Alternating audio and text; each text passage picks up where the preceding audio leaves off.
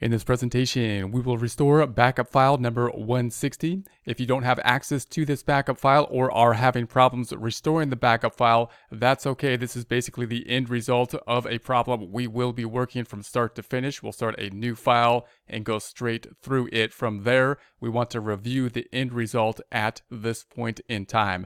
The backup files are useful, however, if you would like to jump forward in the problem or rework the problem.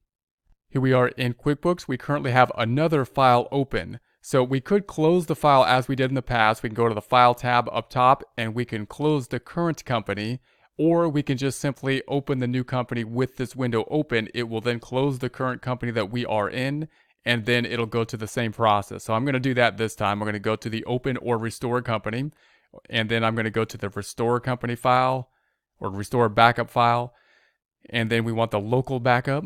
We're going to locate the local backup on the desktop. I'm going to go down to the desktop and pick up the 160, double clicking on it.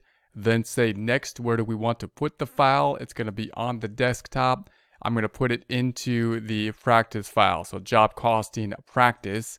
And then I'm going to save it there. I'm going to rename it to the file to be number 160 and save. So here we have it. If you want, it's going to be named for job cost using classes. If we want to check the dropdown, we can go to the view dropdown. We can go to the lists dropdown and the chart of accounts. This is going to be our chart of accounts here, and we'll take a look at this in more detail in the next presentation.